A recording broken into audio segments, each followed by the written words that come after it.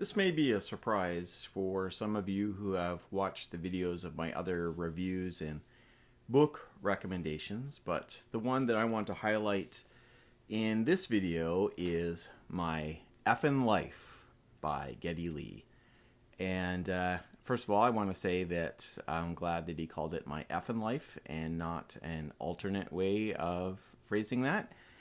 Much appreciated from this pastor. And when I first heard about this book, was quite excited because I have been a huge Rush fan for over 40 years. They were really the first rock band that I started listening to. Rush Fly By Night was the first album that I really got into and helped shape the kind of music that I listen to and continue to listen to. And I'll say that Rush in particular is a band that many people in the city where I grew up in, which is St. Catharines, have very fond feelings for, partially because their drummer, Neil Peart, grew up in St. Catharines, and so we really feel some pretty strong things about Rush. Now, I realize Rush is not everyone's cup of tea.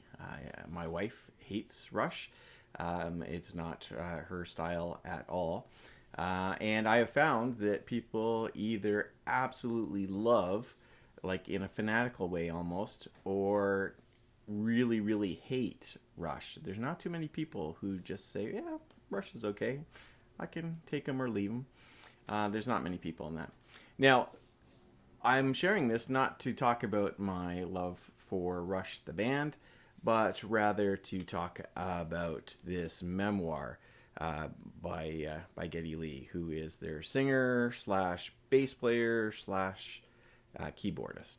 And he is a very talented musician, and he's kind of the face for Rush, being the singer. And for some people, the choice of whether or not to like Rush actually comes down to how they feel about Geddy Lee.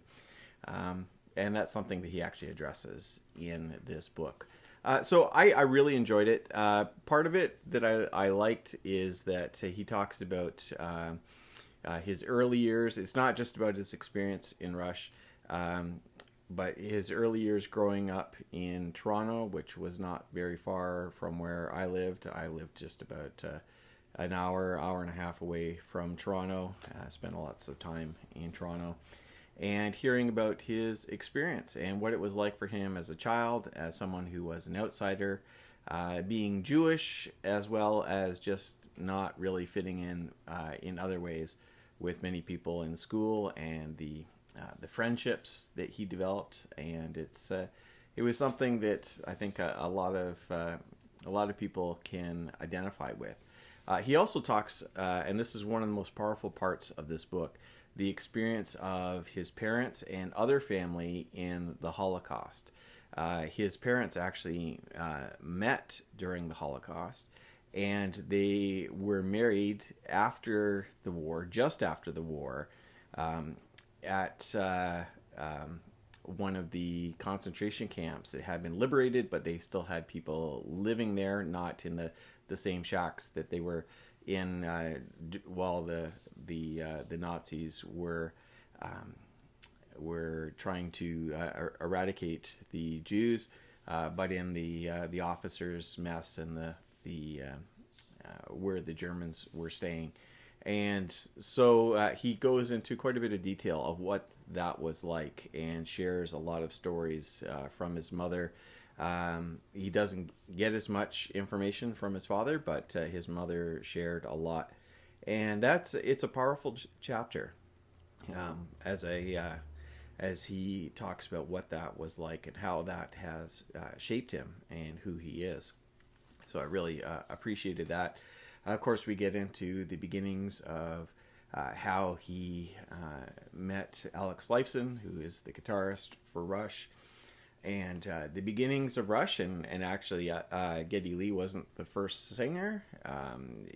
There was another person, Jeff Jones, who was their singer and bass player for the first gig, and then when he wasn't available to play, Geddy Lee stepped in, and then he actually was removed from the band a little bit later, and then came back again. And so there's a lot of details that sort of the average Rush fan would not know. Actually, I would consider myself to be a pretty strong Rush fan, and I've really paid attention to a lot of things, and I've read lots of articles. But there's quite a bit in here that I learned that I never knew before, and really appreciated that. And it was just a powerful book. I'm not going to go into summary of everything that takes place, but I appreciate what Geddy Lee shares here, how he talks about his experiences in the band and outside the band, his family life, of how it was to try to be a professional musician and at the same time have a family, being married and then having children, and what that was like. Some people might struggle with the drug references, and to realize how much into drugs Rush were, because oftentimes they're kind of painted as kind of not the typical rock stars, and you might think of them just kind of sitting around reading books. But there was quite a bit of drug experience there, and he talks pretty frankly about it. And I appreciated what he had to say, and even his explanation of why he gave up much of that. So that was much appreciated. One of the ongoing themes of this book is actually dealing with loss, specifically death. And that begins with his father when Geddy Lee was quite young, but continues on through numerous people in his life who he lost. And for many Rush fans, of course, Neil Peart would be near the top of the list, and he really shares what that was like. And it was quite moving to read that. I won't share what it is, but I'll say that I absolutely loved how he ended the book, the final conversation he has in the book with his grandson. I thought that was such a wonderful way to end the book. So if you're interested in kind of modern Canadian history or the rock industry, there's lots of stories about their interactions with other bands and artists. And definitely, if you are a fan of Rush, I would say this is essential reading for you. He's a good writer, and he shares stories in a way that is really engaging. And I think a lot of people would get much out of this book.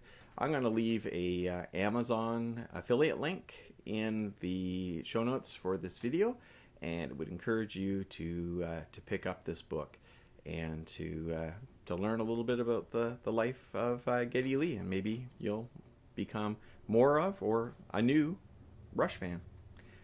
Okay, thank you very much.